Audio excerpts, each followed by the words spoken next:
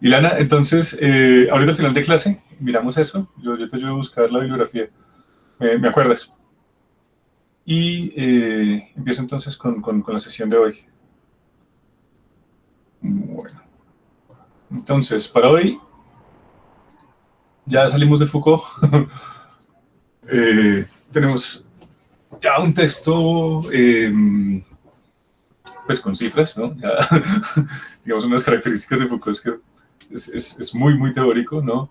Aquí ya tenemos algo más empírico y con estudios también estadísticos, ¿no? Ustedes recordarán pues que obviamente la autora también hace una suerte de metaanálisis en ese sentido, de mirar, bueno, cuáles han sido los parámetros y qué diferencias hay entre los estudios. Bueno, es una autora que ha escrito bastante sobre el tema.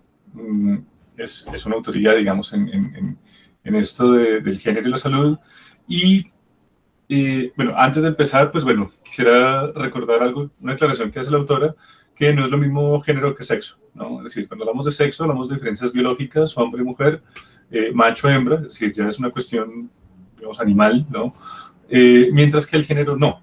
El género ya es una construcción cultural, ya tiene que ver cómo entendemos lo femenino y cómo entendemos lo masculino, ¿no? Y ese es, digamos, el foco, el núcleo, digamos, de este paper, ¿no? Cómo esas construcciones culturales en torno a una identidad sexual y la construcción de esa identidad sexual, que pues también es histórica, es decir, es dinámica, ha tenido ciertas mutaciones, ciertos, digamos, rupturas, ¿no? También entonces afecta la salud. Y bueno, ¿cómo la afecta? Tenemos entonces que esa cientificidad que se construye en torno al oficio y a la profesión del médico, y además esa medicalización que se da, es decir, ya como una cuestión, recuerden ustedes, de poder que veíamos con Foucault, es decir, cómo la medicina se instaura como una práctica de poder en una sociedad occidental que se está industrializando, que está produciendo cambios sociales muy importantes, que está construyendo una nueva sociedad con una nueva clase social, ¿no? Ya, digamos, rompe con ese antiguo régimen, con esa sociedad aristocrática, feudal, y empieza una nueva era en el siglo XIX con estados republicanos, con sistemas parlamentarios, ¿no? Más o menos democráticos, es decir, ya rompemos con esa tradición autoritaria, ya Europa está más proclive hacia regímenes más democráticos y también emergen entonces clases sociales, ¿no? Recuerden que pues, la revolución industrial y la revolución francesa son revoluciones burguesas, son revoluciones de una clase social, y el siglo XIX verá emerger otra clase social como una suerte de antítesis, ¿no? Frente a este grupo de poder que era la burguesía, que es la clase trabajadora. Y en torno a esa sociedad burguesa, entonces, es que se construye esa medicalización de la que nos hablaba Foucault. Entonces, ¿quién es esa clase burguesa? Pues es esa clase capitalista, esa sociedad capitalista que tiene un ethos, es decir, tiene un conjunto de valores completamente distintos a los de la aristocracia, cree en la virtud del trabajo, no le avergüenza ningún tipo de actividades, y digamos que el éxito profesional lo mides en términos de riqueza, ¿no? Uno es más o menos exitoso, es más o menos favorito de Dios, porque recuerden que también aquí hay un discurso religioso importante, con ese protestantismo que hemos visto de tipo calvinista, que veíamos en Max Weber. También entonces hay como una suerte de predestinación, ¿no? Donde la riqueza, pues, no solamente mide mi éxito económico, sino también mi realización casi que espiritual, ¿no? Entonces, sí, esa construcción del ganador, ¿no? Sí, digamos, ese hombre triunfador, porque además también es una sociedad muy machista, ¿no? Es decir, el protagonista es el hombre, ¿no? Ese triunfador masculino, pues es entonces doblemente triunfador porque no solamente está consiguiendo plata, ¿no? Sino que también en la medida en que le es más fácil conseguir esa plata, pues es que también hay una suerte, digamos, de predestinación, es decir, Dios le está diciendo, hey, usted es de los míos, usted es de mis favoritos, ¿no? Usted se va a ganar el cielo y pues entonces esto, digamos, es como lo que construye ese imaginario burgués ¿no? de la realización, ¿no? Es un conjunto de valores completamente distintos al de la aristocracia. Recuerden que la aristocracia, la virtud del aristócrata era el ocio, ¿no? Es decir, la forma, digamos, digna de vivir de un aristócrata era gastando, ¿no? El aristócrata no trabajaba, vivía de la renta. En muchas sociedades todavía eso se mantiene, no es algo, digamos, que haya muerto con la revolución burguesa, pero digamos que se ha minorado y ya ha pasado de ser la norma a ser la excepción, ¿no? Pero lo que no había, digamos, en esa época era eso, ¿no? Una clase trabajadora, un proletariado, como diría Marx. Sí existía, obviamente, un sector de la sociedad que tenía que trabajar y que tenía que vender su fuerza de trabajo al mejor postor, ¿no? Pero lo que emerge en el siglo XIX es una conciencia de clase. Es decir, los trabajadores del mundo empiezan a identificarse entre sí, a movilizarse y a exigir del Estado cierto tipo de garantías y de derechos, ¿no? Porque, es decir, digamos, con el siglo XIX nace ese Estado parlamentario, parlamentario, eh, pero ese Estado de Derecho se viene a consolidar mucho más adelante, ¿no? Profe, Dígame. no entiendo cuando usted dice que el más beneficiado es el favorito de Dios, ¿a qué se refiere? Eh, sí, lo que pasa es que, bueno, nosotros estamos parados en el catolicismo, que pues para el catolicismo la pobreza es una virtud teologal, ¿no? Digamos, nosotros tenemos la concepción de religión donde Jesús ama es a los pobres. Digamos que dentro del calvinismo esto es un discurso completamente distinto, ¿no? Por lo menos lo que dice Max Weber, que es un sociólogo muy importante del siglo XIX-XX, él lo que dice es, hay un correlato, hay una correlación, si se quiere, entre los valores de la burguesía, los valores religiosos, los valores éticos, ¿no? Los valores morales, y toda la construcción del sujeto burgués. Me explico. Eh,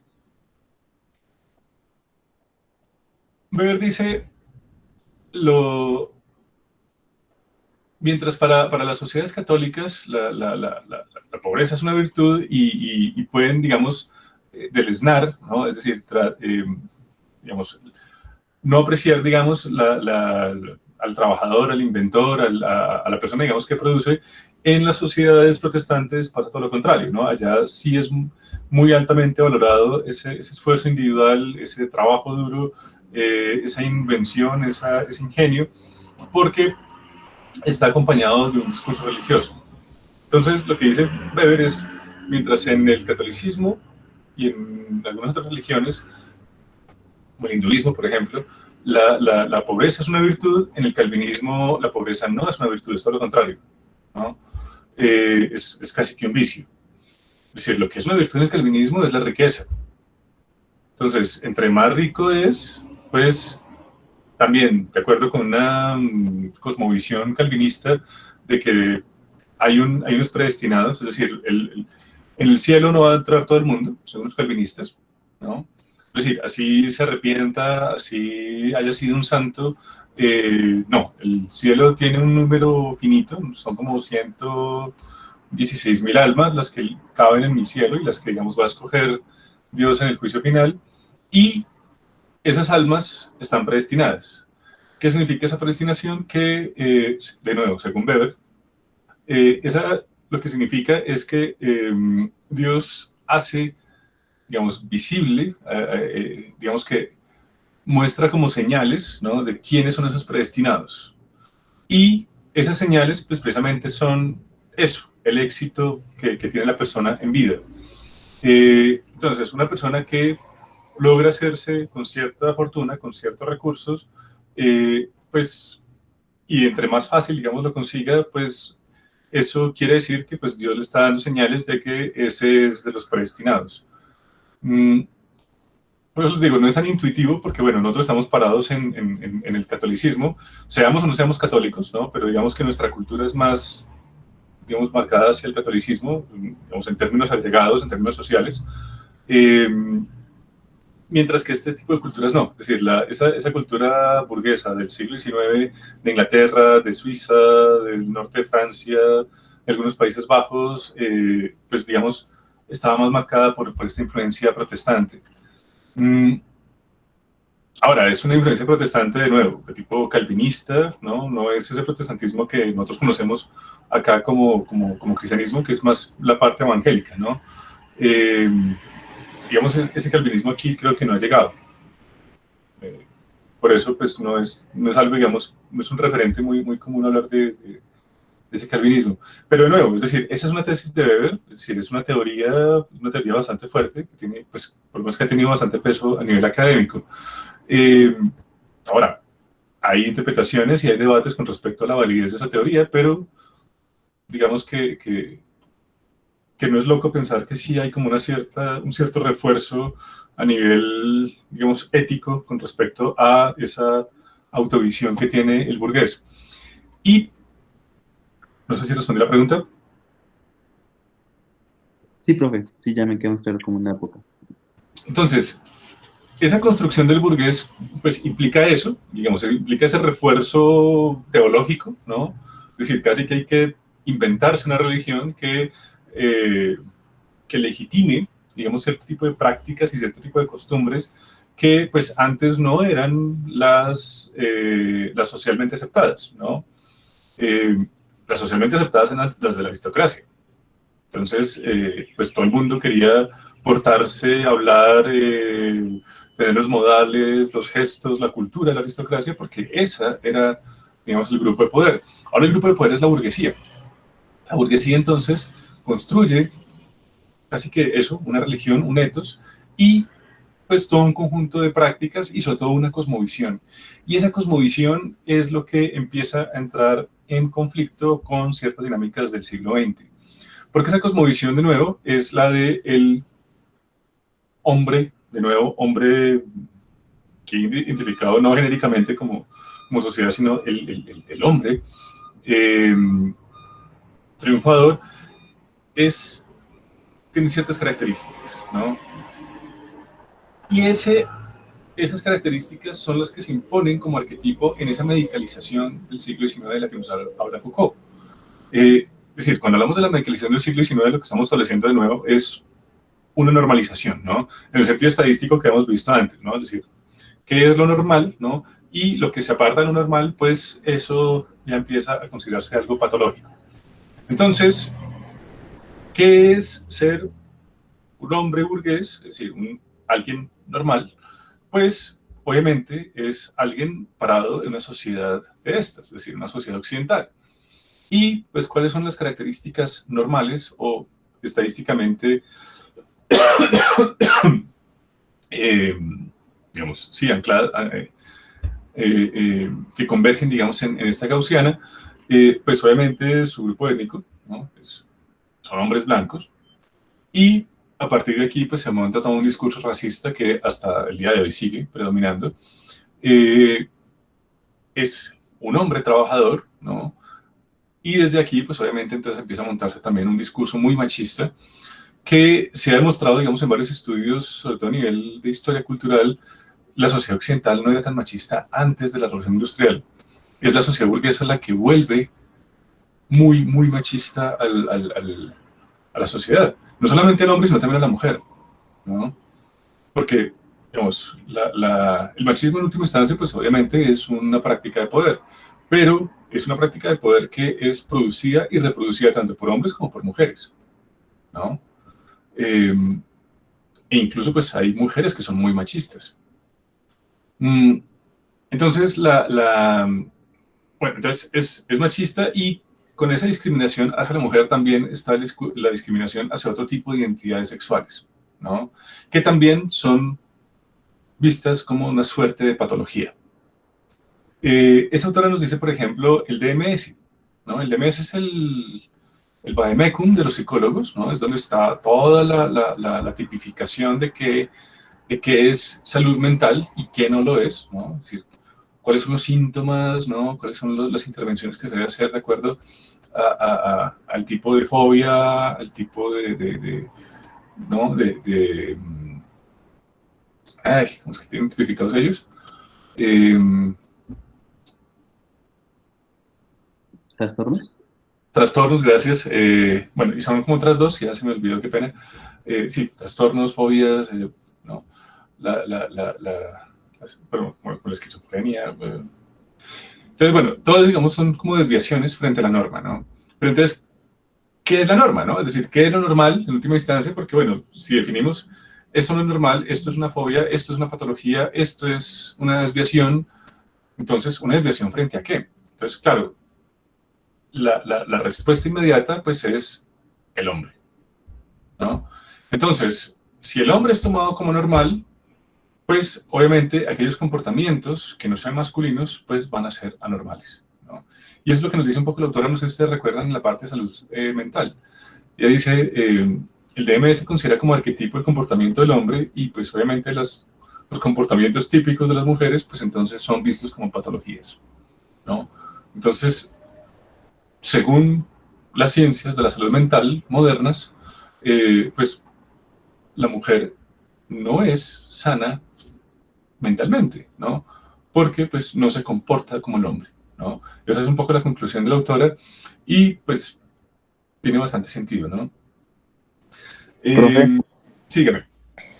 además también ahí en el texto nombraban de que el hombre era más propenso a los trastornos de salud mental por los hábitos del alcoholismo, del tabaquismo, todo eso que también marcaba bastante esos problemas de salud mental que tenían sobre todo los hombres. Pero también al final dice como que, o sea, como que hay una igualdad. Antes se creía que las mujeres también como que podían sufrirlo más por, por los cambios hormonales y porque eran más histéricas, así lo ponían en la lectura. Mm, Pero al final de cuentas también pues pasa en el hombre. sí, bueno, ahorita que lleguemos a la parte de salud mental, hablaremos un poco más de eso, pero claro, es decir, lo que hace Freud es institucionalizar toda una serie de prejuicios que había en el siglo XIX con respecto al comportamiento y a las actitudes de las mujeres, ¿no? Eh, ¿Por qué? Pues porque obviamente todos los comportamientos que no fuesen masculinos, pues eran producto de su composición químico-biológica propia de la mujer, ¿no? Entonces, es decir, tenía un desbalance hormonal y eso pues entonces le producía cierto tipo de trastornos sí, no sé, de comportamientos, digamos, diferentes a los del hombre, entonces eso era una suerte de histeria, ¿no? Entonces había varios tipos de histeria y pues todo aquello que no fuese, digamos, con un comportamiento racional, viril, masculino, pues era histeria. Entonces, pues todas las mujeres eran histéricas, porque de nuevo, pues si la patología misma consiste en no tener comportamientos viriles, pues obviamente eso hacía que todas las mujeres y de nuevo también todas las identidades sexuales que tuviesen, digamos, comportamientos no estereotípicos frente a su sexo, pues también eran patologías, ¿no? Entonces, eso también lo vamos a ver más adelante, ¿no? Los homosexuales también eran enfermos. Eh, y además era un enfermo que era peligroso, ¿no? Es decir, era un enfermo que tocaba judicializar, es decir, al homosexual lo perseguía la policía y se lo llevaba para manicomios, ¿no? Y en los manicomios se hacían tratamientos bastante severos, ¿no? Era una cosa, digamos, bastante represiva, ¿no? La homosexualidad se trató con todas las terapias posibles en Europa principalmente, ¿no? Que tenía que ver con electrochoques, con mutilaciones, con la famosísima terapia de castración química, ¿no? Es decir, todo tipo de experimentos, ¿no? Se podía hacer con ellos porque pues era población desviada, ¿no? Y Es decir, cualquier intervención, pues, no les podía hacer peor porque pues ya estaban muy mal, ¿no? Ya tenían esa desviación. Entonces, claro, era una persecución bastante fuerte. Y también, obviamente, había matices, ¿no? Es decir, también había, eso era relativo de acuerdo también a su posición social. Bueno, eso, digamos, se ve mucho, por ejemplo, en los años 60, ¿no? Es decir, si se está en la farándula, por ejemplo, pues no es tan problemático, ¿no? Es decir, no es lo mismo un homosexual trabajador de la industria automotriz, por ejemplo, que un homosexual en el mundo de las artes, ¿no? Por ejemplo, este escritor que fue tan famoso, el de que iba la música, no sé si lo ubican.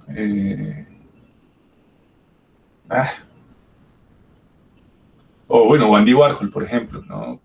Es decir, eran abiertamente homosexuales, pero digamos que no existía, digamos, una persecución tan fuerte contra ellos porque, pues, de nuevo, no eran parte de la población normal, eran de los artistas, ¿no? Pero el que estaba, digamos, en la fábrica, en la industria, en la policía, ese sí lo reprimían bastante fuertemente, ¿no? Pero bueno, de nuevo hablaremos un poco más adelante de eso.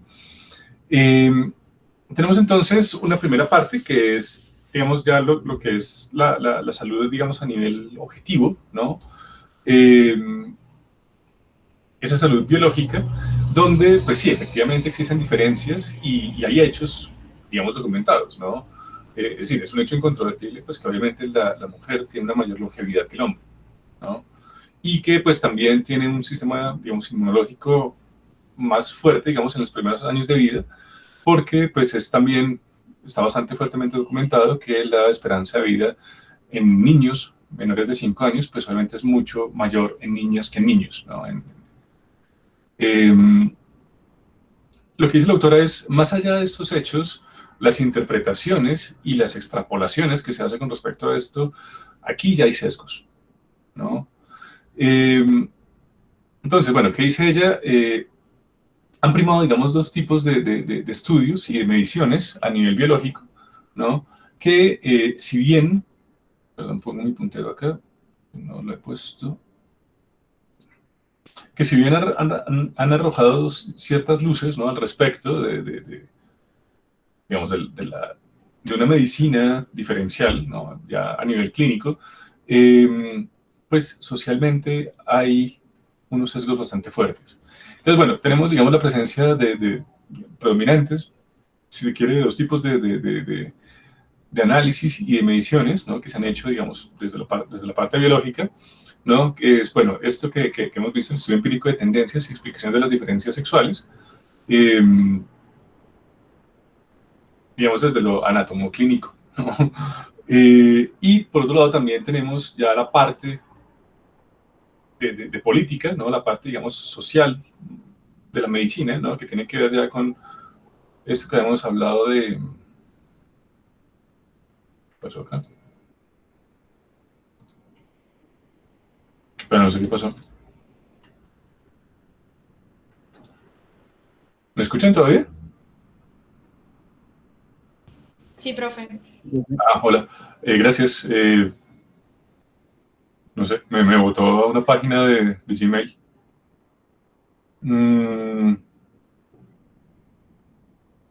Entonces tenemos esta parte, digamos que es como la clínica, ¿no? Digamos, de la observación, digamos, del paciente, ¿no? De todo lo que hemos visto que había construido la medicina occidental a finales del siglo XVIII, y pues que establece esto, ¿no? Es decir, toda una serie de estudios estadísticos acerca de mortalidad en el sentido, bueno, o sea, de qué se están muriendo los hombres, de qué se están muriendo las mujeres, hay diferencias, esas diferencias son estadísticamente significativas o no, y si hay, digamos, también diferencias que tengan que ver más allá digamos, de lo sexual, ¿no? Si también, digamos, esta mortandad es mayor o sigue siendo, digamos, igual, se mantiene, digamos, la diferencia, si son clases sociales más bajas, más altas, si hay grupos etarios distintos, ¿no? Porque, por ejemplo, de nuevo, pues si la mortalidad de nuevo En niños, pues es mayor que en niñas, ¿no? Ya después, digamos, hay una igualación.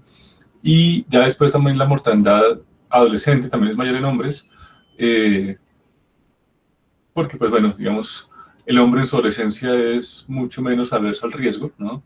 Eh, también cuestiones hormonales.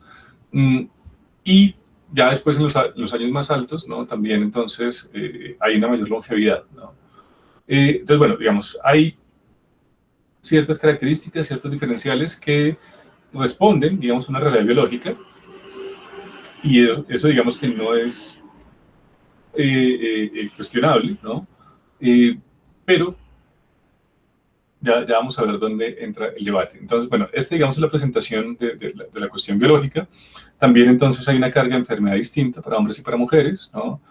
No nos enfermamos de lo mismo, o por lo menos no estadísticamente, ¿no? Y de nuevo, pues también los hombres nos tendemos a desarrollar enfermedades crónicas más jóvenes, es decir, los ataques, los cánceres, los desarrollamos más temprano en la vida que las mujeres. Y obviamente las enfermedades también son distintas, ¿no? Pues ustedes también sufren más de osteoporosis que nosotros, ¿no? Por pues, obvias razones, la cuestión, digamos, también ya fisiológicas que tienen que ver con la diferencia genital, ¿no? Pero hasta ahí, digamos, ok, la medicina, digamos, tiene un discurso objetivo, ¿no? Es racional, es claro, ¿no? Es decir, esas diferencias también se dan en los animales, no solamente entre hombres y mujeres humanos, sino que también entre mamíferos machos y hembras, pues también hay diferenciales de morbilidad y de mortandad. Pero es en esta parte, en la parte de política pública, donde ya empieza a haber una serie de sesgos, tanto conceptuales como de medición, ¿no? Porque, bueno, esta parte de los patrones específicos de enfermedad para cada sexo, ¿no? Pues obviamente también conlleva a un diseño de políticas públicas, ¿no? De tratamientos especiales, ¿no? De diseño de sistemas de salud diferenciales, y pues entonces aquí ya tenemos el nacimiento, si se quiere, de dos tipologías completamente distintas de lo que es salud, ¿no? Una salud de mujeres y una salud de hombres. Y es aquí entonces donde la autora dice, aquí ya empieza a haber problemas, ¿no? Porque, de nuevo, o sea, ¿qué es enfermedad? Pues depende de qué tengamos como normal, ¿no? Es decir, ¿qué es lo sano? ¿Qué es lo patológico? Pues para hablar de lo sano, pues tenemos que tener una suerte de arquetipo, es decir, tenemos que tener un modelo, ¿no?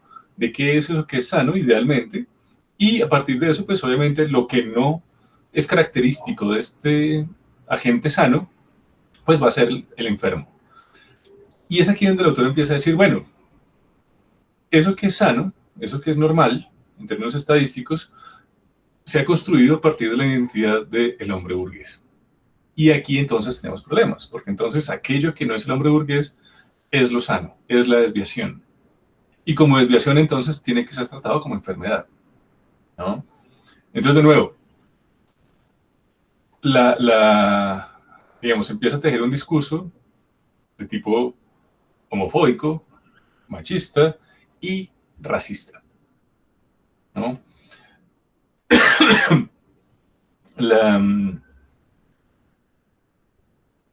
Y esto se normaliza, es decir, o sea, una cosa, digamos, que es problemático tanto para esta autora como para Foucault, y pues obviamente para muchos otros teóricos, es que esto se institucionaliza dentro del conocimiento médico, ¿no? Por ejemplo, eso, es decir, el DMS, que es la guía con la que se rigen todos los psicólogos del mundo, ¿no? Pues tiene, digamos, un sesgo a nivel conceptual y de medición pues muy fuerte, ¿no? Y a partir de ese sesgo de tipo conceptual, pues obviamente también ya las mediciones empiezan a ser sesgadas, ¿no? Entonces, esto que es, digamos, biológico, que es algo que es un hecho, es decir, que es algo que es evidente, pues obviamente empieza a ser tratado, ¿no? Es decir, empieza a crearse una serie de intervenciones, una serie de discursos, una serie de prácticas y una serie de conocimientos que empiezan a intentar lidiar con esto, ¿no? Y a partir de qué, pues de esto, ¿no? Es decir, de una diferenciación sesgada de qué es lo sano para hombres y lo sano para mujeres, ¿no? Y eso entonces, pues bueno, nos lleva a una cuestión importante y es que, pues no se está teniendo en cuenta la cuestión de género. ¿Y por qué esto es importante? Porque según la autora, y pues obviamente ustedes también lo tendrán muy presente, pues dentro de los determinantes de la salud también están los elementos sociales. Y el género es uno de los elementos más importantes en la construcción de lo social, ¿no? Porque las sociedades se construyen a partir de una suerte de división y especialización del trabajo o de las funciones. Y muchas veces esas funciones sociales pues están determinadas por aquello que consideramos que es femenino o que es masculino, ¿no? Y entonces le asignamos roles y como sociedad entonces vigilamos que cada individuo esté cumpliendo esos roles en particular. Y eso además lleva a una suerte de autorregulación, ¿no? Aquí ya es lo que decía Foucault, bueno, eso no lo vimos, pero también entra, digamos, dentro de la teoría Foucaultiana, esos micropoderes, ¿no? Esa autorregulación implica que, pues, yo también tengo que ajustarme, ¿no? A ese canon social, a esa cosmovisión social que me implica a mí como hombre ciertos roles, ¿no? Entonces, yo debo ser el breadwinner de mi familia, ¿no? Yo debo ser un tipo duro, un tipo violento, un tipo, ¿no? Es decir, algo que sea socialmente visto en esta sociedad, pues yo tengo que ajustarme a esos roles, ¿no? Y pues entonces, pues si yo gano menos que mi mujer, si yo devengo un salario menor que el de mi mujer, pues me voy a sentir muy frustrado porque pues no estoy siendo ese hombre ideal que exige la sociedad de mí, ¿no? Que espera la sociedad de mí. Y entonces, de nuevo, eso empieza a crear también una serie de patologías porque no solamente tenemos una carga de enfermedades y digamos, una mortandad y una morbilidad diferente a nivel biológico, sino que también entonces, lo que decía el compañero, por ejemplo, pues los hombres no, digamos, no exteriorizamos nuestros sentimientos, porque pues eso no es normal, eso no está bien, ¿no? Entonces, pues más bien preferimos ser violentos y sublimar con algún tipo de adicción a sustancias psicoactivas, ¿no? Ya sea alcohol, tabaco, drogas duras, drogas blandas, ¿no? Porque, pues, un macho no llora, ¿no? Cosas de esas. Y para las mujeres lo opuesto, ¿no? Es decir, también hay comportamientos que se esperan de ellas y, pues, obviamente, una mujer no puede ser egoísta, ¿no? Si una mujer tiene que, primero que todo, velar por los otros, ¿no? Entonces, pues, eso de que busque tener una carrera, busque aplazar o decida no tener hijos, por ejemplo, pues no está bien visto, ¿no? Entonces, eso también le genera una serie de problemas, ¿no? De comorbilidades a la mujer, ¿no? Y es por esto, ¿no? Porque además de las diferencias biológicas, pues lo que dice la autora es, pues hombres y mujeres, bueno, perdón, mujeres y hombres no solamente difieren en lo biológico, ellos también, no, también diferimos, digamos, en los roles y representaciones que la sociedad nos asigna, ¿no? Y estas variaciones culturales, porque es eso, es decir, aquí ya no estamos hablando de biología, sino de cultura, pues también inciden en ese, digamos, perfil epidemiológico, en esa carga de enfermedad, ¿no? Únicamente porque hemos establecido qué es ser mujer a partir de un discurso de lo femenino y qué es ser hombre a partir de un discurso de lo masculino, ¿no? Y esos discursos, pues, nos pesan, ¿no? Nos enferman. Y además, y esto, digamos, es también una de las cosas más interesantes que nos propone la autora, es no solamente tenemos estas divisiones, ¿no? A partir de esta asignación arbitraria de roles, sino que además también hay variaciones. Es decir, estos discursos son más fuertes o menos fuertes, ¿no? Dependiendo de dónde esté uno, ¿no? Si está, digamos, si es más joven, si es más viejo, si es más pobre, si es más rico, si es menos educado o si es más educado. Y eso tiene que ver con la autorrepresentación de la que vamos a hablar un poco más adelante. Bueno, ¿alguien quiere agregar? Esta es como la parte introductoria nomás. Ya vamos a ver algunas estadísticas que son, digamos, bastante fuertes, bastante impactantes. ¿Hasta aquí hay alguna pregunta, algún comentario que quieran realizar? No estamos de tiempo. Van a ser las 12. Ok. ¿Sigamos? ¿Seguimos? Sí, profe, pues, es que yo quería decir como cuando Sí, usted bueno. dijo que esos discursos que sean sobre el hombre nos enferman, ¿a qué se refiere con eso? No, lo que digo es, o sea, si ustedes oyen hablar a un hombre machista, tiene una concepción de salud completamente distinta a la que tiene un hombre más liberal, ¿no?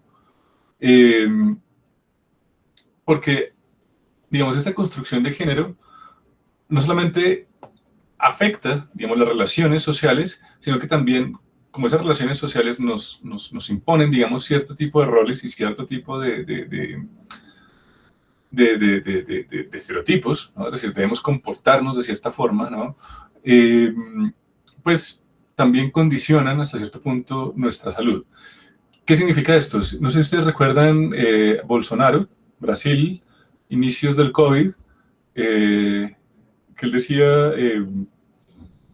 no, esto es una gripita, ¿no? A mí no me da porque pues yo soy un hombre fuerte, ¿no? Yo no me enfermo de estas pendejadas,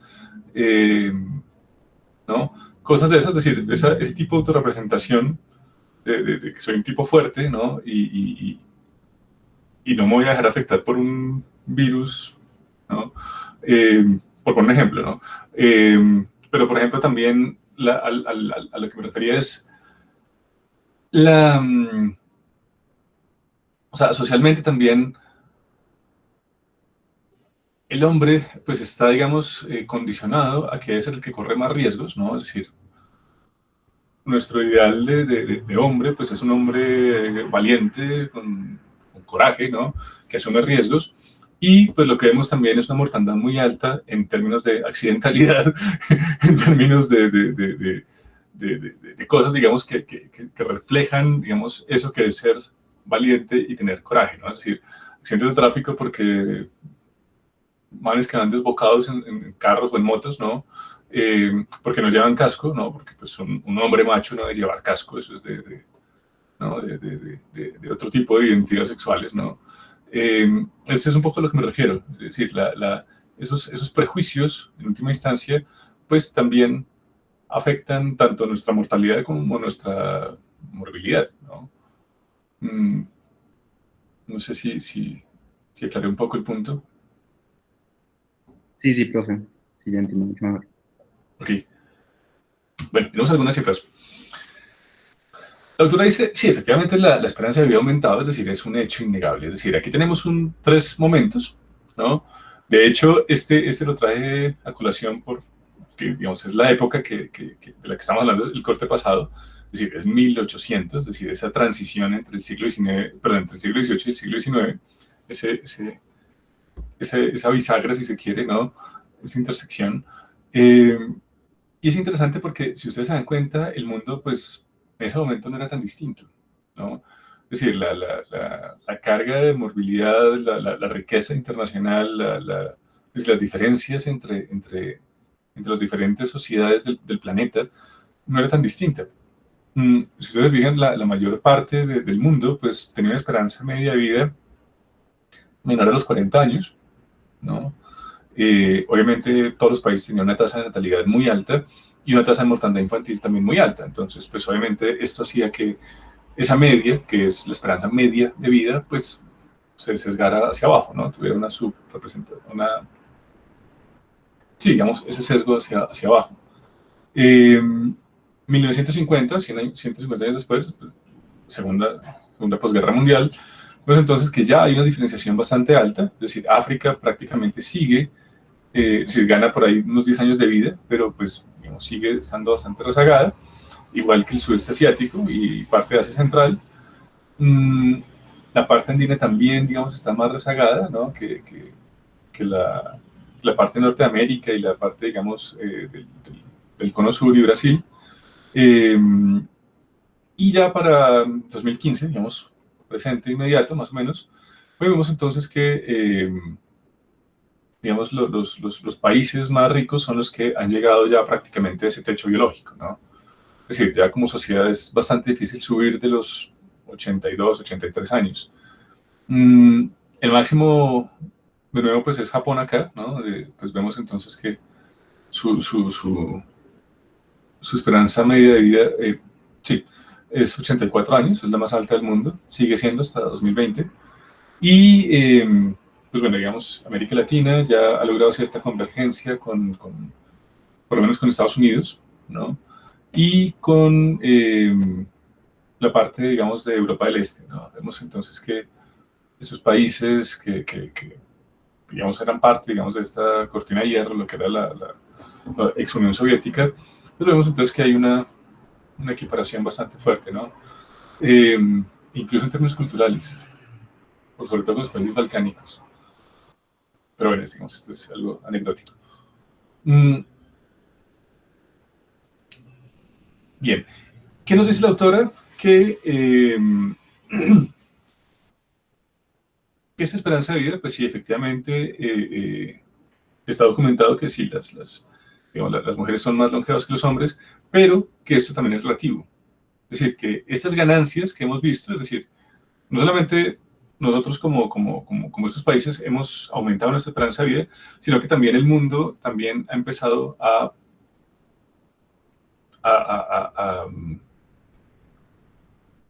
separarse, ¿no? A generar ciertas brechas, ¿no? de desigualdad. Y pues vemos eso, ¿no? Es decir, en un momento estamos casi todos en el mismo punto, ¿no? Y ya hoy en día pues vemos que hay unos países que tienen, digamos, esto, ¿no? 84 años de esperanza de vida, y hay otros como Sierra Leona que pues tienen 41, ¿no? Es decir, menos de la mitad, ¿no? Es una diferencia muy, muy drástica, ¿no? Y además estas diferencias también se dan entre sexos.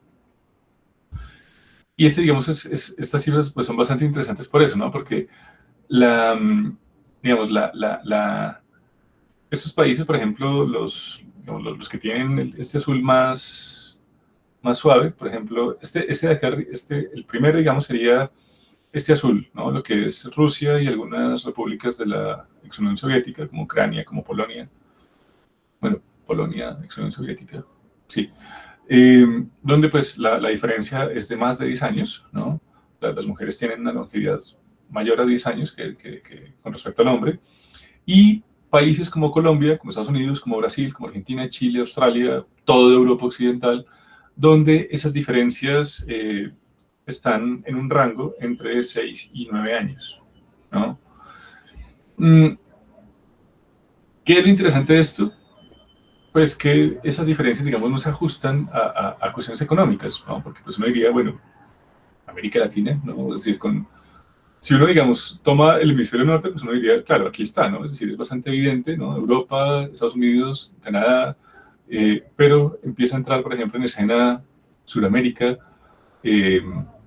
por ejemplo, también Indonesia, bueno, las Coreas y Japón, bueno, Corea y Japón, perdón, pues obviamente porque son también países, digamos, desarrollados, pero por ejemplo, este país de África, que no sé cómo se llama, me disculpen ustedes la ignorancia, pues también, digamos, en ese tipo de patrones, ¿no? Entonces, uno empieza a preguntarse, bueno, o sea, esta diferencia en términos en esperanza de vida, pues se entiende porque ya hemos visto que hay una cierta relación entre nivel de ingreso, ¿no? Y pues esperanza de vida, es decir, hay una correlación alta, ¿no? Es decir, entre más rico es el país y menos desigual también, porque bueno, uno diría aquí Estados Unidos, porque no es azul, ¿no? Pues porque su desigualdad es bastante alta. Pero aún así es un país con una alta esperanza de vida, ¿sí? 79 años es bastante, ¿no? Es decir, no logra superar ese threshold de los 80 años, pero umbral, perdón, de los 80 años, pero bueno, digamos, no es bajito. Pero aquí ya, en términos digamos, de diferencias de sexo, ya no de género, sino de sexo, encontramos, digamos, estas estadísticas que son bastante interesantes. Y países raros, ¿no? Donde pues los hombres tenemos una mayor esperanza de vida, ¿no? Como por ejemplo Nepal, esto sería Afganistán, creo yo. Y de nuevo otros dos países de África que se me escapan por ignorancia. Entonces, ¿qué es lo que nos dice el autor al respecto? Esas diferencias, es decir, si bien hay una diferencia, digamos, a nivel biológico, en términos de longevidad, esa longevidad es relativa, ¿no?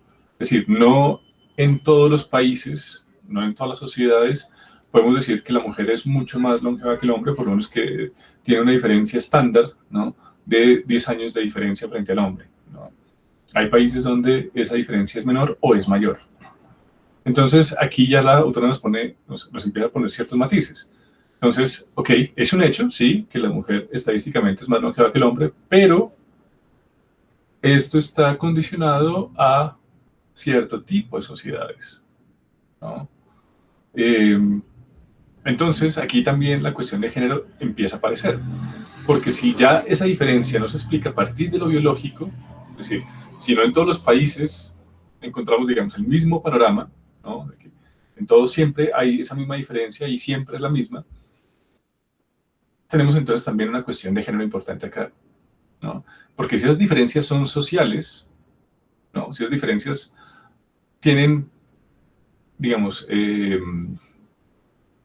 determinantes que no son única y exclusivamente biológicos, sino que tienen que ver con esto, con el lugar en el que se esté, si se está en África, si se está en el norte de Asia, si se está en Centroamérica, por ejemplo, ¿no? E incluso países vecinos, es decir, pues, Colombia y Perú, es decir, que somos tan distintos, por ejemplo, pues, según esto, pues sí, ¿no? Y esas diferencias entonces ya son diferencias de género, es decir, son diferencias sociales, y aquí entonces tenemos que empezar a ver, ya son esos factores socioeconómicos, políticos y culturales que hacen que esta longevidad sea mayor en unos países que en otros. Porque tampoco es una cuestión racial, ¿no? De nuevo, aquí tenemos, pues, no, es decir, o sea, en Sudamérica, pues no podemos decir que racialmente sean distintos los países, ¿no? O incluso en África, es decir, de nuevo, qué pena la ignorancia con ustedes, pero aquí tenemos un país en negro, ¿no? Que es un rango entre 6 y 9 años, y tenemos también un país al lado donde los hombres viven más que las mujeres, y es la misma raza, ¿no? Entonces, de nuevo, tampoco es una cuestión biológica, ¿no? Entonces, bueno, aquí ya hay unas implicaciones sociales y que tienen que ver entonces con el género. Bien. Y bueno, este ya es más... Dime. Es que yo tenía la duda, como que yo siempre he escuchado que las comparaciones que se hacen en cuanto a mortalidad son, por ejemplo, bueno, sí, porque los hombres generalmente tienden a tener más accidentes, como por causas, digamos, externas, por decirlo así. Pero como tal, ¿se ha hecho correlación alguna vez como comparando hombres y mujeres en cuanto a salud mental? Claro, y lo mismo, también digamos, la carga de enfermedades es bastante distinta. De hecho, en el tercer capítulo del paper habla al respecto, ¿no?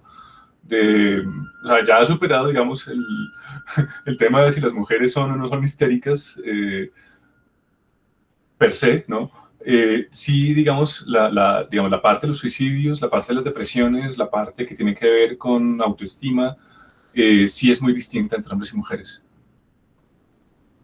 Bastante, ¿no? Y de nuevo, esa autoestima, pues obviamente también induce a que haya ciertas morbilidades por género, ¿no? Entonces, si las mujeres tienen una autoestima menor, pues también son más propensas a caer, digamos, en este tipo de afecciones como la bulimia, como la anorexia, y pues aquí también tenemos estadísticas que son avasalladoras, es decir, las mujeres, o sea, la prevalencia, si se quiere, ¿no? De anorexia en mujeres, pues sí es muchísimo más alta en mujeres que en hombres. No sé Sí, si es esa que, es la pregunta. sí, es que lo decía también porque como usted estaba hablando hace poquito también como de la concepción cultural de que el hombre debe ser muy fuerte y pues yo pienso que eso también sigue sucediendo y es que se dice como que el hombre no puede llorar, que el hombre tiene que ser fuerte, tiene que aguantarse sus emociones, por decirlo así, y se acostumbra a que la mujer más bien es la que sí llora, la que sí puede, sí, como expresarse, entonces lo decía como más en ese sentido, porque pues sí me parece como importante tenerlo en cuenta. Claro, y sí, es decir, o sea, es esa construcción social de lo que es el hombre macho, ¿no? Y la mujer lo opuesto, ¿no? La mujer, la criatura vulnerable, frágil, ¿no? Eso pues obviamente también condiciona cierto tipo de prevalencia de enfermedades. Porque lo que tú dices, es decir, o sea, si el hombre no puede llorar, si el hombre no puede manifestar sus emociones y lo único que puede reprimirlas con sustancias psicoactivas, pues obviamente el alcoholismo en hombres pues es mucho más alto. Y con el alcoholismo pues también tenemos más accidentes de tráfico, tenemos más peleas, tenemos más cirrosis, obviamente, ¿no? Es decir, tanto lo que lo mata a uno por dentro como lo que lo mata a uno por fuera. Y las mujeres lo mismo, ¿no? Porque entonces también, sí digamos, dentro de ese discurso, ¿no? De fragilidad y además toda esa concepción de cuerpo que, digamos, también es importante, digamos, en estas sociedades y que también está condicionado por el mercado, pues lo mismo, ¿no? Si no se considera guapa, si además también ya empieza a considerarse más mayor, pues entonces vienen depresiones y viene, pues, obviamente toda esta prevalencia de adicciones, por ejemplo, las cirugías plásticas, ¿no? De nuevo, bulimia, por ejemplo, y también suicidios, ¿no? Porque, pues, digamos, la depresión, pues, también, digamos, está muy fuertemente correlacionada con los suicidios. Eh,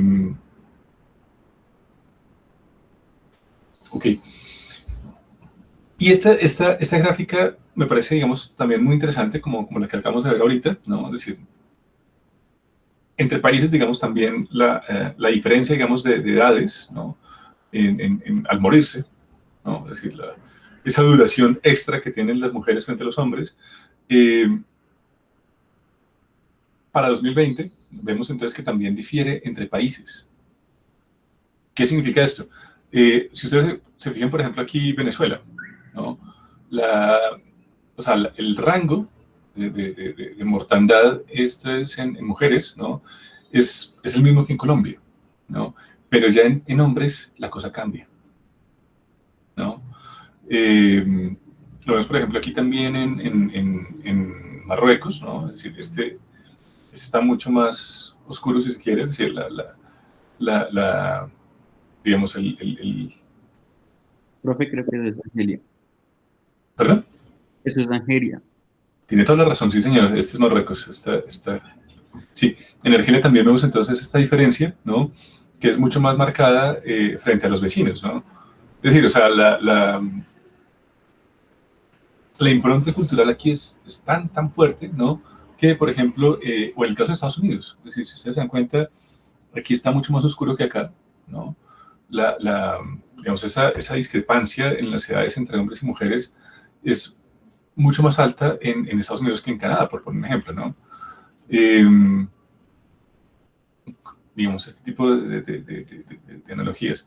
Y bueno, vemos que sí, efectivamente lo que era Rusia y este país sería, ¿esto es que Irán?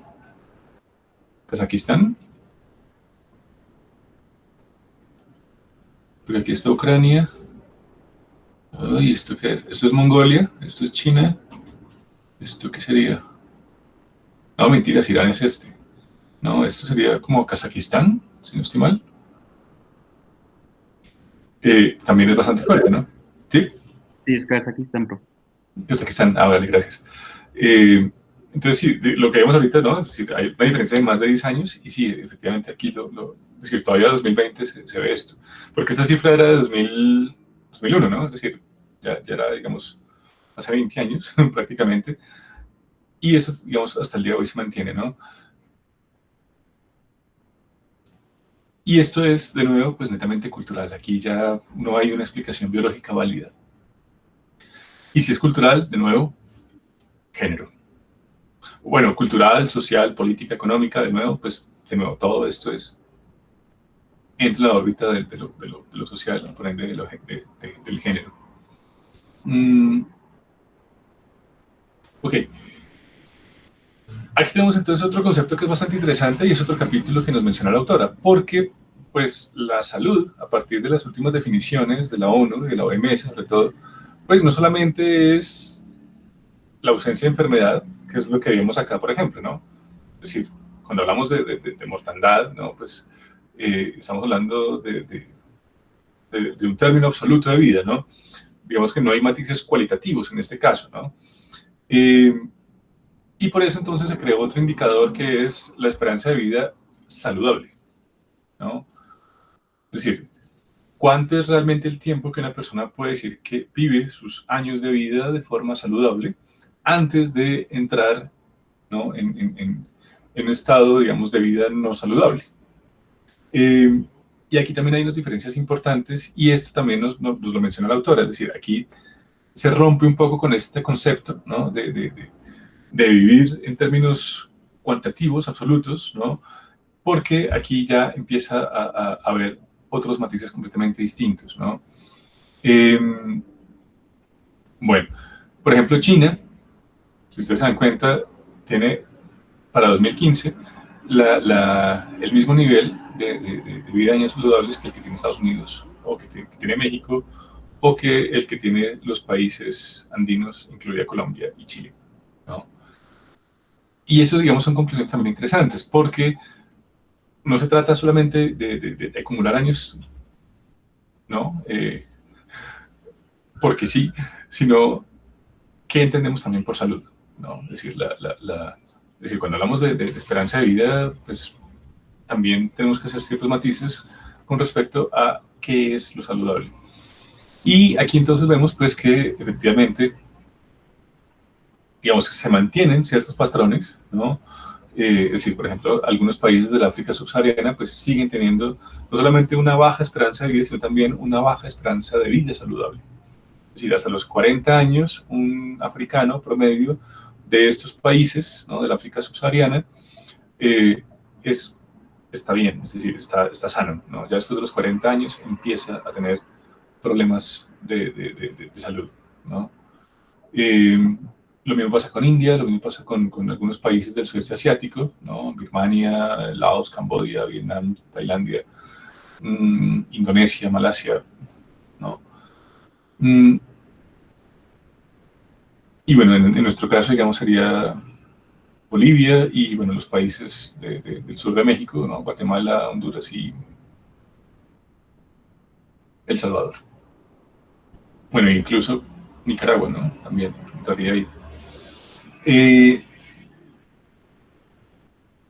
Y este también es importante porque, de nuevo, aquí también hay esta diferencia, ¿no? En términos de género, ¿no? Porque, bueno, es decir, podemos decir que la esperanza de vida per se, digamos, es netamente biológica y sí, efectivamente, tiende a haber una mayor prevalencia, si se quiere, de años de vida en mujeres que en hombres, pero ya cuando hablamos de años de vida saludables, pues vemos que también hay unas diferencias importantes. Bueno, antes de entrar en la cuestión de género, esta gráfica me parece fantástica. Es la evolución de China frente a Estados Unidos en años de vida saludable, ¿no? Si ustedes se dan cuenta, en el 2000 la diferencia era de menos de la mitad, ¿no? China contra Estados Unidos. China es el rojo, Estados Unidos es el azul. Para 2016 ya China ha pasado a Estados Unidos, ¿no? Una cosa de locos, ¿no? Es decir, o sea, el crecimiento tan exponencial que ha tenido la esperanza de vida en años saludables, ¿no? de los chinos frente a los gringos es una cosa aterradora. Y también vemos que del 90 al 2016 hay como una suerte de promedio que se mantiene, ¿no? Es decir, estos son términos agregados, esto es población mundial. Aquí no hay, digamos, separaciones a nivel de países. Y lo que vemos es que en estos casi 30 años, del 90 al 2016, si bien ha aumentado la esperanza de vida, también ha aumentado, digamos, esa esperanza de vida saludable y la no saludable, pero manteniendo, digamos, una constante, ¿no? Si ustedes se dan cuenta aquí, es más o menos 11 años. Y esa distancia se mantiene hasta 2016 y hasta 2020 también. ¿Qué significa esto? Que si bien vamos aumentando nuestra esperanza de vida, como veíamos en este punto, entonces, de aquí a aquí, de aquí a aquí, también nuestros años de vida saludables van aumentando en la misma proporción. Y nuestros años de vida no saludables, digamos que se mantienen estancados. Es decir, si aquí por ejemplo, en el caso de Brasil, si aquí la esperanza media de vida eran 50 años, pues la esperanza media de vida saludable eran 40 años y la no saludable eran 10 años, ¿no? Y, por ejemplo, en Japón, de nuevo, la esperanza de vida entonces saludable, pues también tiende a ser eso, ¿no? Más o menos 11 años. Entonces, digamos, un japonés saludable es saludable hasta los 73 años y de los 73 a los 84 pues ya no es saludable, ¿no? Y esto pues entonces sí justifica que sigamos invirtiendo recursos para aumentar la esperanza de vida, ¿no? Porque aumentar la esperanza de vida per se no implica tener más, ¿cómo se diría? Más sistemas de salud con una carga, digamos, económica más alta, ¿no? Es decir, no porque aumentemos nuestra población de ancianos o no porque tengamos ancianos más longevos, pues van a ser menos saludables, ¿no? Porque esos 10 años, esos 11 años, perdón, se mantienen. No sé si me explico.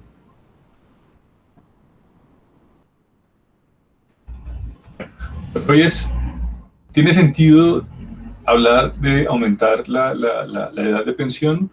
Sí, porque si ha aumentado la esperanza de vida, también ha aumentado la esperanza de años de vida saludables. ¿Qué significa eso? Pues que si antes jubilábamos a un anciano a los 60 años, pues hoy en día tiene sentido jubilarlo un poquito más viejo, a los 65, por ejemplo, ¿no? Por poner un ejemplo. Profe, pero Sí, dígame. como esa edad de trabajo, o sea, como si aumentamos la edad para pensionarse, pero un señor de 60 años ya no es funcional para ese trabajo, entonces no le van a dar pensión después de no ser funcional, ¿verdad? O sea, y no entraría ese. Lo que digo es que, bueno, o sea, si en 1990 un hombre era funcional hasta los 60 años, hoy en 2020 ya es funcional hasta los 70 años. No sé si me explico. Porque lo que ha hecho que aumente la esperanza de vida, también ha hecho que aumente la esperanza de vida de años saludables. Entonces, estamos perdiendo esos 10 años que hemos ganado, ¿no? Porque este individuo puede trabajar otros 10 años bien. No sé si me explico. Sí, profe, sí, ya entiendo mucho eso. Digamos, eso es lo que va el debate. Obviamente tiene matices, ¿no? Es decir, digamos, hay gente que dice, no, pero ¿cómo me van a aumentar la edad de jubilación? No voy a jubilarme nunca. Pero digamos, estadísticamente sí se da esto. Es decir, en términos epidemiológicos y demográficos, pues sí hemos visto que, es decir, por ejemplo, aquí en el caso de China, pues es brutal, ¿no? De los 63 a los 68, 69 años, ¿no? Es decir, todo este aumento y sobre todo no solamente estar tan debajo de Estados Unidos, sino que lograr sobrepasarlo, es una cosa impresionante. Y bueno, vemos que hay un cierto patrón que se repite, como les decía, esta ganancia que vemos acá, ¿no? Digamos, esto es de nuevo hombres y mujeres, ¿no? Aquí podríamos decir, esto es un 57 más o menos, el 90, y ya estamos en el 2016 en un 63, más o menos. Esos 6 años, ¿no? Es más o menos lo que nos dice acá que es este incremento, ¿no? Es decir, esta barrita negra, que nos dice, bueno, hay un incremento también en esa esperanza de vida de años saludables. Es decir, no solamente la gente se ha hecho más longeva, sino que también ha aumentado su tiempo de vida útil, si se quiere, ¿no? Un ejemplo, bueno, sí, digamos, sus años de vida productivos o sus años de vida saludables, ¿no? Es decir, no solamente ha logrado envejecer a una edad mayor, sino que también su juventud se ha corrido. Más o menos sería como la analogía, ¿no? Es decir, se muere más viejo, pero también su juventud se ha corrido, ¿no? Y eso, por ejemplo, se ve en muchos sistemas de salud, por ejemplo, en Canadá, en el norte de Europa, que hay muchas mujeres que están empezando a tener sus hijos después de los 40 años, ¿no? Por lo mismo, porque también este aumento en la esperanza de vida también ha hecho que su edad reproductiva también, no solamente, no se cierre, perdón, a los 40, sino que se expanda un poquito más. Y bueno, obviamente eso contrae riesgos y todo, pero no los mismos riesgos que tenía una mujer que paría hace 30 o 40 años a los 40, o después de los 40, ¿no? Hoy en día ya no es tanto el riesgo. Es decir, ya una mujer puede tener hijos hasta los 46, 47, depende obviamente del país, de su, digamos, herencia genética. Pero, digamos, ese riesgo ya no es tan alto como hace unos años, ¿no? Y de nuevo, pues obviamente también esto le permite a muchas mujeres, pues, tener, digamos, un proyecto de vida distinto, ¿no? Porque ya, digamos, no tiene esa presión del reloj biológico tan encima, porque es que los 40 es ya, ¿no? Sino que, digamos, tiene unos añitos más de gracia, por decirlo en términos coloquiales, ¿no? Vemos, por ejemplo, que, de nuevo, esos años, digamos, de ganancia, perdón, este periodo de años de ganancia, este periodo de ganancia de años de vida saludables, que para la confusión, tampoco es pareja en todo el mundo, ¿no? Entonces vemos que, por ejemplo, en países muy desarrollados como Japón, pues es más pequeña, porque bueno, ya tenían una esperanza de vida bastante alta. En China es bastante alto, en Irán es altísimo, ¿no? Y hay países como Rusia donde es más bajito.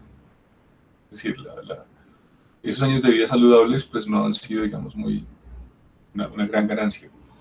Y lo que se han ganado es en un incremento en años de vida no saludables, ¿no? Entonces, bueno, digamos, este es más o menos el panorama hasta los años 90. Esto es, digamos, lo que hemos logrado hasta el 2020, ¿no? 2013. Sí, 2013. Es decir, son estos, bueno, en el caso de Nueva Japón, pues son estos 12 años más o menos. Y esos 12 años, pues bueno, vemos que más o menos unos 3, 4 años de esos 2 años que se han ganado son de años de vida saludables, es decir, que se ha prolongado, digamos, la juventud, ¿no? Y bueno, hay países como Afganistán que, de nuevo, pues también han duplicado, digamos, su esperanza de vida, pero también digamos, esa carga de años de enfermedad, de años de vida no saludable también les ha hecho, digamos, más grande. Y bueno, tenemos entonces aquí diferencia entre los países desarrollados, ¿no? Que es esta barrita que ven acá, y los países en vías de desarrollo y el mundo, ¿no? Entonces, estas son como las tres que nos interesaría aquí analizar. En el caso, bueno, de los países desarrollados frente al mundo, pues la diferencia es bastante alta, ¿no? Casi que el mundo está sesgado por los países más bien en vías de desarrollo, ¿no? Si ustedes dan cuenta, las estadísticas entre mundo y vías de desarrollo son más convergentes. Con la diferencia, bueno, de que en los países de vías en desarrollo, pues tenemos este incremento adicional de años de vida no saludables que no tiene el mundo. ¿Dónde es mayor la presencia de años de vida saludables? En los países en vías de desarrollo, ¿no? Si ustedes se dan cuenta, esta barrita oscura es más pequeña en los países desarrollados que en los países en desarrollo y tiende a ser también más pequeña en mujeres que en hombres, ¿no? No es mucho, es decir, aquí pues la diferencia sería 1 año, 2 años más o menos, la diferencia entre hombres y mujeres, ¿no? Entre hombres y mujeres, Y lo que han ganado más las mujeres es esto, ¿no? Un incremento en años de vida no saludables del 90 hasta el 2013, que no ha sido tan grande en los hombres, por ejemplo, ¿no? De hecho, es una proporción casi del doble. Es decir, el área de este polígono pues es casi el doble de esta, ¿no? Y este adicional pues sí es más o menos el mismo, ¿no? Hasta los 90. En el caso de los países en vías de desarrollo es todo lo contrario, ¿no? Las mujeres han tenido una ganancia mayor en años de vida saludables que los hombres. Y prácticamente podríamos decir lo mismo del mundo, ¿no? Solo que a diferencia de los hombres, las mujeres también han ganado también más años de vida no saludables, ¿no? Hasta los 90 y desde los 90, ¿no? Que serían estas dos barras naranjas. Perdón, estas dos barras naranjas. Esto es Egipto. Entonces, de nuevo, también aquí hay unas cuestiones importantes porque estas ganancias, es decir, o sea, estos diferenciales más bien en este aumento de la esperanza de vida y de la esperanza de vida de años saludables, pues tampoco es pareja, ¿no? Entonces, prácticamente podríamos decir que como raza, es decir, como seres humanos, hemos logrado, digamos, posponer la muerte, ganar también años de juventud, si se quiere, ¿no? Digamos, en la moda, digamos, es muy recurrente ese término de que los 60, perdón, los 60 son los nuevos 50, una cosa así. No sé si lo dije bien. Es decir, o sea, la persona que antes tenía 50 años, hace 30 años, hoy puede pasar como alguien de 60, ¿no? Es decir,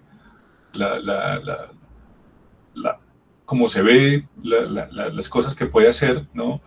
Una persona de 60 años no las podía hacer una persona de 60 años hace 50 años. Espero no confundirlos con el lenguaje.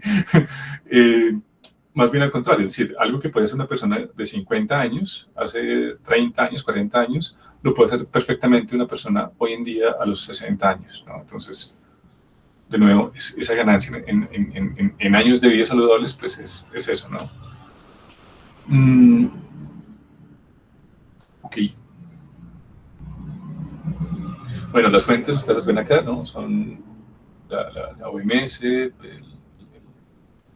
Economist y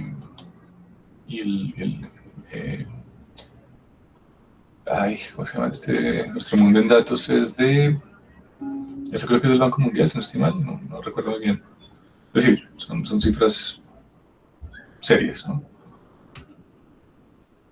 Y ya la parte de salud mental, que es como lo que traía la atención de varios de ustedes hasta ahora, digamos que este es el campo donde más prejuicio ha habido frente a la mujer, ¿no? Porque de nuevo, pues aquí es a partir de las actitudes, de las costumbres, de la forma de relacionarse con la sociedad que pues tenemos, digamos, una mayor divergencia entre hombres y mujeres, ¿no? Y de nuevo, pues aquí también es donde vemos que estas diferencias están más condicionadas por patrones culturales que por patrones biológicos, ¿no? Es decir, esta forma de ser en sociedad, esta forma de comportarse, de sentir, ¿no? Y de ser, pues tiene detrás pues toda una carga cultural muy grande y pues obviamente también de prejuicios, ¿no?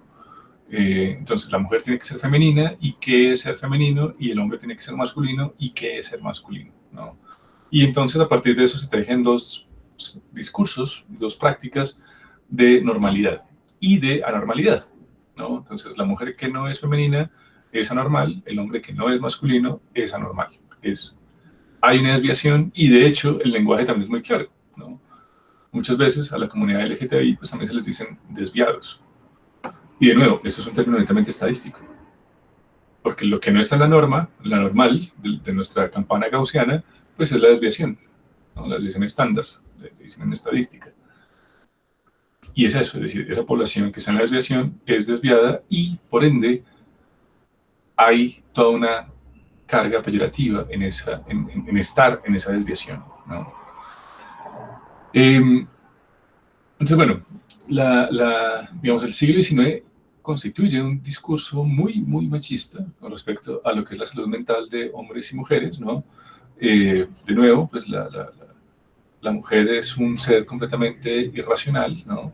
Que no se comporta, ¿no? De acuerdo a ciertos cánones, ¿no? A ciertos discursos de normalidad, y pues entonces prácticamente se construye todo el psicoanálisis a partir de esa tipificación y de ese descubrimiento, ¿no? de la histeria y dónde viene esa histeria y cómo se trata esa histeria, ¿no? Y entonces, pues, tenemos un personaje como Freud que se pone a suministrar cocaína como desesperado a todas estas pobres mujeres histéricas y volverlas cocainómanas, ¿no? Porque eso ¿no? les calma la histeria a estas pobres mujeres. Y él también es cocainómano, ¿no? Ustedes sabrán en la historia de Freud, ¿no? Él también termina volviéndose adicto.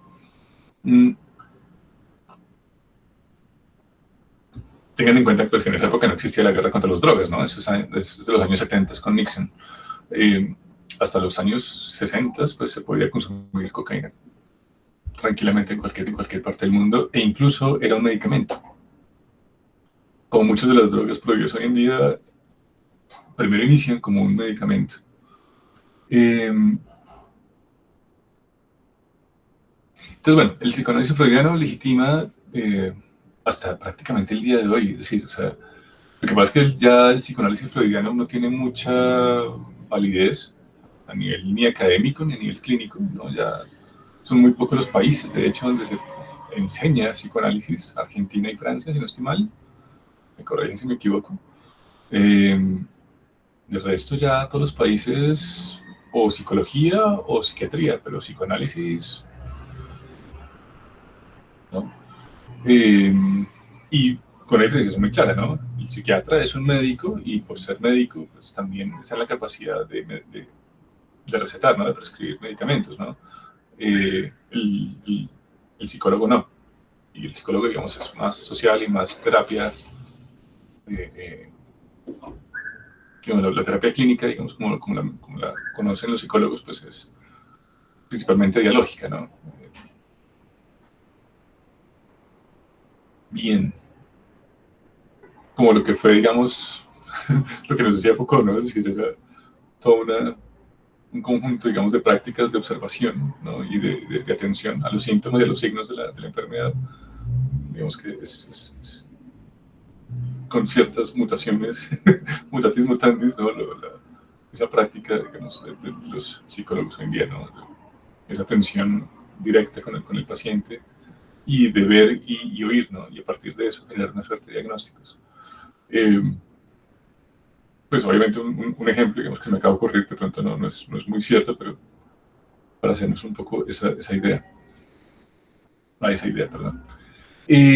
Bien, entonces dentro de la cuestión de la salud mental, vemos entonces que también hay dos tendencias que también tienen que ver con esa cuestión de género, ¿no? Y es la medición, la conceptualización y la medición, ¿no? De estas enfermedades mentales que, de nuevo, pues pueden tener un elemento químico, biológico, ¿no? Es decir, no todas las enfermedades mentales son a partir, digamos, de cuestiones culturales o de traumas, ¿no? También hay componentes químicos, ¿no? Que pueden estar afectando, sobre todo, por ejemplo, no sé, estoy pensando, por ejemplo, en cierto tipo de esquizofrenias o en cierto tipo de trastornos bipolares, ¿no? Lo que antes se conocía como los maníaco-depresivos, que pasan de una exaltación muy grande a una depresión muy fuerte, ¿no? Y pues eso es un desbalance químico en el cerebro, ¿no? Es decir, hay que tomar medicamentos, ¿no? Por eso también psiquiatras y psicólogos también se dividen en enfermedades, ¿no? Hay enfermedades que son psiquiátricas, que necesitan ser medicadas, y ya enfermedades más bien psicológicas, que pueden ser, digamos, tratadas con las terapias de los psicólogos. Aunque bueno, entre ambos, pues suele haber cierto tipo de disputas, ¿no?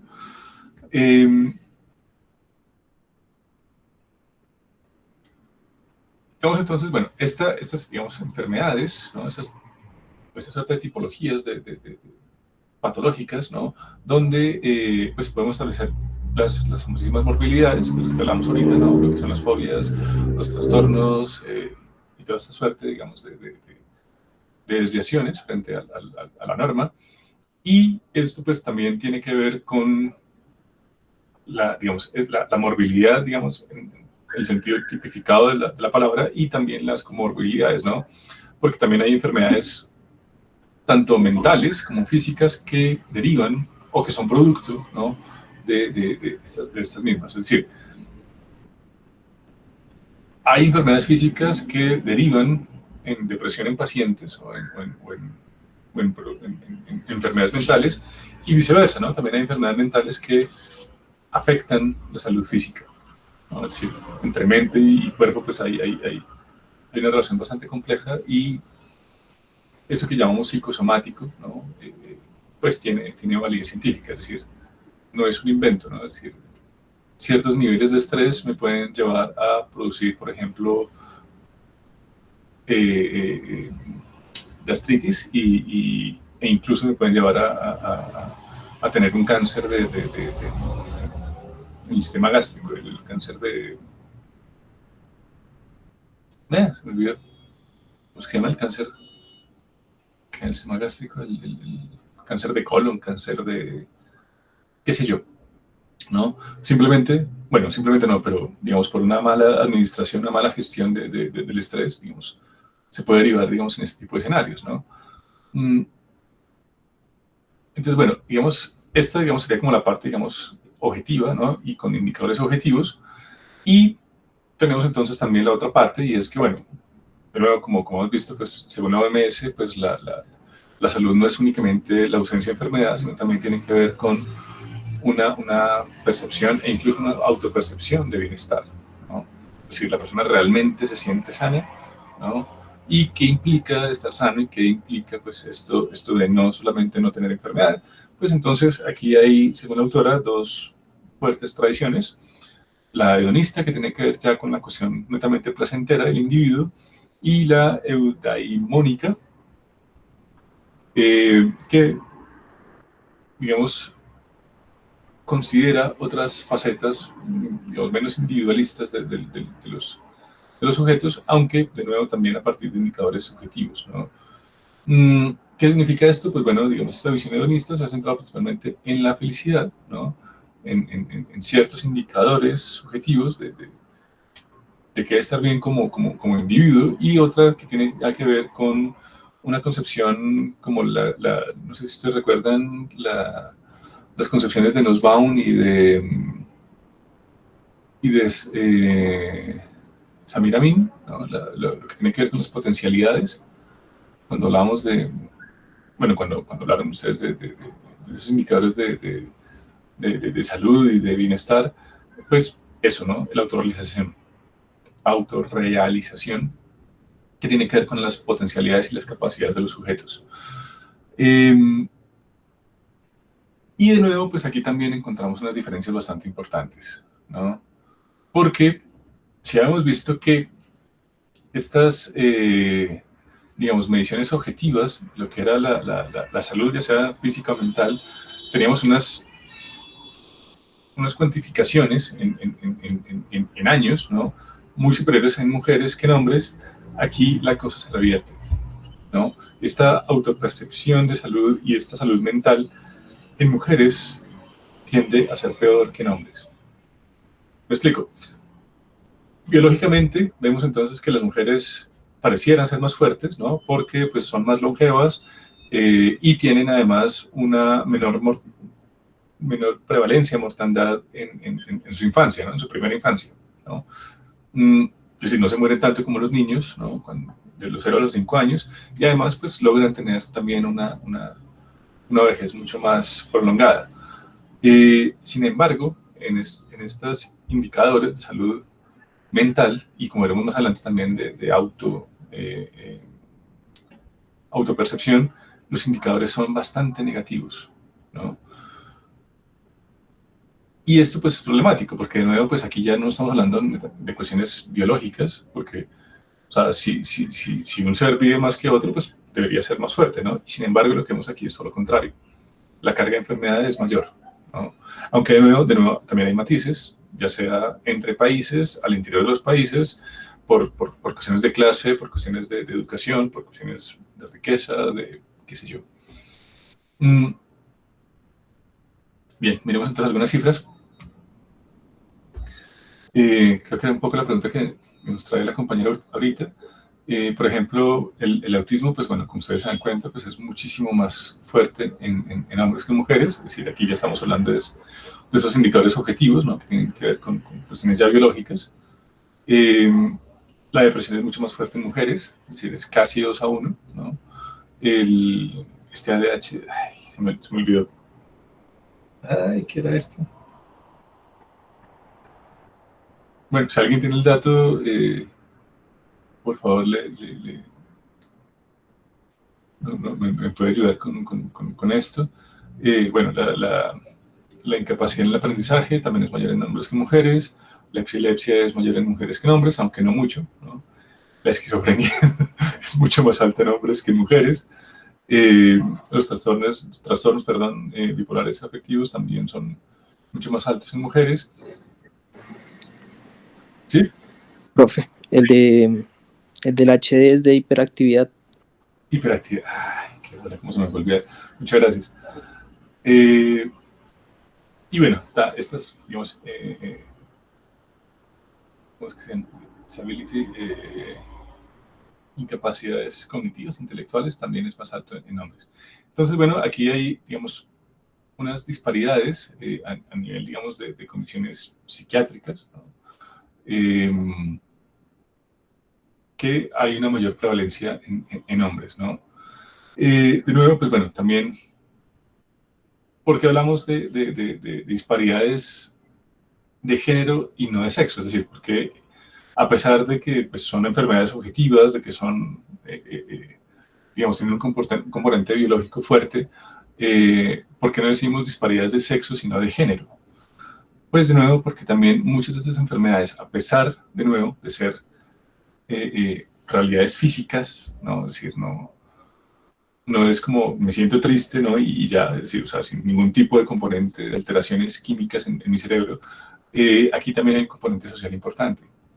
Es decir, esta esquizofrenia que sufrimos los hombres, pues también se debe en parte a las presiones, al estrés que genera ser hombre en este tipo de sociedades, ¿no? Es decir, ese rol de la masculinidad, ¿no? que se nos asigna por nuestra condición biológica, sexual, pues genera, digamos, ese tipo de problemáticas. En el caso de las mujeres lo mismo, ¿no? Por eso también se llama, o sea, esto es desorden bipolar afectivo, ¿no? Y las depresiones lo mismo, ¿no? Es decir, todos estos, de nuevo, estos roles sociales que tiene la mujer, no solamente ser vulnerable, sino también, pues, todo el discurso estético que se ha construido en torno a la mujer, pues, obviamente también conlleva esta carga de enfermedad más en hombres que en mujeres, ¿no? Tiene que ver entonces con el envejecimiento, tiene que ver con la apariencia física, en parte, si no digo que toda la depresión en mujeres se debe a autoestima y autopercepción, pero digamos, hay una prevalencia fuerte, digamos, hacia estas áreas. Y pues obviamente, digamos, hay digamos, también un componente, digamos, químico, ya con lo que tiene que ver con la depresión postparto, ¿no? Pero de nuevo, también, es decir, hay una suma aquí, ¿no? Es decir, es de lado y lado, ¿no? Es decir, tanto la cuestión, los problemas, digamos, de ser mujer, ¿no? Y femenina en esta sociedad, y también ya las cuestiones biológicas asociadas, digamos, a esos escenarios. Esto, digamos, por el lado psiquiátrico, ¿no? Es decir, lo que afecta, digamos, la salud mental con componentes químicos, ¿no? Químicos en nuestro cerebro, ¿no? Y bueno, también entonces está estas cuestiones que también son importantes en los presentes, ¿no? Esta es de la Universidad de Pittsburgh, que es un grupo de investigación feminista que pues explora, digamos, estas diferencias y esas prevalencias de enfermedad mental entre géneros, ¿no? Y por esta diferenciación de géneros, es decir, no solamente es diferencia entre géneros, sino debido a los géneros, ¿no? Es un poco más también lo que nos quiere decir esta autora. Bueno, aquí que hay de distinto. Bueno, lo que les decía de la bulimia y la anorexia, ¿no? La probabilidad de que una mujer caiga en anorexia es el triple que en un hombre. Bueno, aquí sí la prevalencia es mucho mayor en hombres que en mujeres, ¿no? La dependencia de sustancias alcohólicas o tipo de sustancias. Hay una mayor probabilidad, ¿no? Es decir, sí, hay el doble, perdón, de probabilidad de tener ese desorden de estrés postraumático. Los problemas de ansiedad también son el doble, la prevalencia es el doble en mujeres que en hombres, y bueno, la depresión que ya vimos. Entonces, ¿a qué vamos con esto? Que hasta ahora, es decir, como para hacer un resumen, un estado del arte de lo que hemos dicho hasta ahora, estas construcciones culturales en torno a nuestra identidad sexual, que denominamos género, influye entre los determinantes de la salud, entre los determinantes sociales de la salud, ¿no? Y no es un componente pequeño, es decir, mucha de esta carga de enfermedad que nos afecta como sociedades, pues también incide, ¿no?, en esa expectativa y esa esperanza de vida que hemos ganado, ¿no?, entre años de vida saludables y no saludables, ¿no? Hay una correlación bastante fuerte ahí. Esto para introducir también este tercer tema que nos plantea la autora, y es la de la autopercepción de salud, ¿no? Desgraciadamente para eso únicamente tenemos estadísticas de la Comunidad Europea, ¿no? Ese estudio del que habla ella es este que les muestro en esta infografía. Y aquí, de nuevo, pues a pesar de que la mujer es más longeva, de que tiene más resistencia digamos, biológicamente a factores, digamos, que influyen en la mortandad infantil, tenemos que la autopercepción de salud es mucho más alta en hombres que en mujeres. De nuevo, esto es para Europa, ¿no? Y para la Europa, bueno, mentiras, para toda Europa. Pero estamos hablando de un casi 5%, casi 6%, ¿no?, de diferencia, ¿no?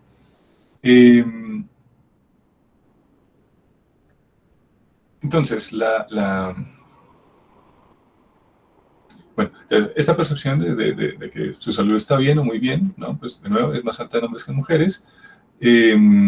Hay países donde pues es muy semejante, de nuevo, estas diferencias son estadísticas, pero hay países que tienen más o menos grandes estas brechas. El caso de Irlanda, pues bueno, es bastante pequeña, ¿no?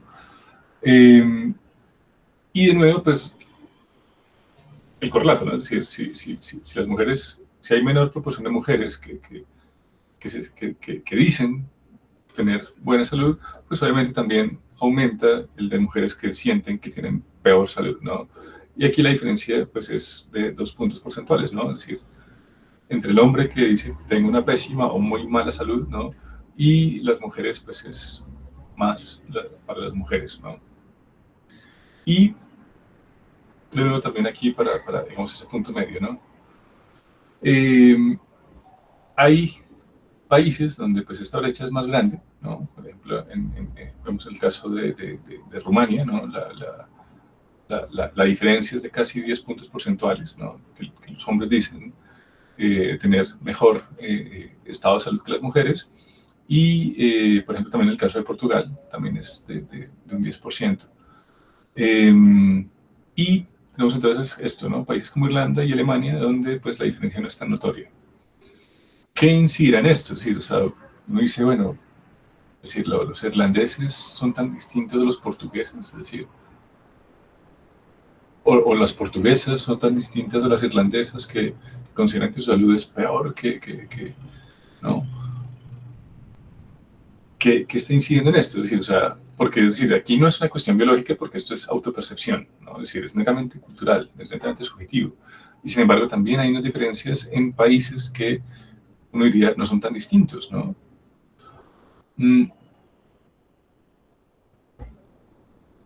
Y bueno, aquí, digamos, encontramos un poco de esta explicación y tiene que ver también con, por un lado, el nivel de ingreso, ¿no? Y por otro lado, el nivel educativo, ¿no? ¿Por qué? Bueno, aquí, ¿qué se está comparando? Pues bueno, el primer quintil, el quintil más bajo de ingreso con el quintil más alto de ingreso. ¿Qué significa esto? Dividen la sociedad en 5 partes, ¿no? De acuerdo a los ingresos, entonces de 0 a, no sé, a 100 euros. Primer quintil, de 100 a 200 euros, de 200 a 300, tercer quintil, y el quintil más alto, entonces sería de 1000 euros hacia arriba, por poner un ejemplo, ¿no? ¿Y cuáles son las conclusiones? Pues que entre más alto sea su nivel de ingreso, más autopercepción, más saludable, perdón, va a ser su autopercepción, ¿no? Es más o menos la intuición de estas cifras. Y también es impresionante, es decir, o sea, estamos hablando de casi 20%, ¿no? Recuerden, los azules somos los hombres, las amarillas son las mujeres, ¿no? Es decir, entre hombres, que de nuevo, pues aquí veíamos que la percepción de salud era más alta que las mujeres, vemos que hay una brecha bastante fuerte, que es semejante y es análoga a la de las mujeres, de acuerdo al ingreso, ¿no? Entonces, entre más alto sea el ingreso, tanto en hombres como en mujeres, perdón, esto es educación, qué pena, aquí ya me pifié, esas son mujeres, qué pena, aquí hombres y mujeres por nivel de ingreso, ¿no? Y vemos entonces que también es más o menos un 20%, ¿no? de diferencia, es decir, aquí se mantiene un poco la tendencia, aquí, bueno, es un poco menor, aquí estamos hablando de un 18, menos de un 18%, aquí sí es un 20, un poquito más de un 20, ¿no?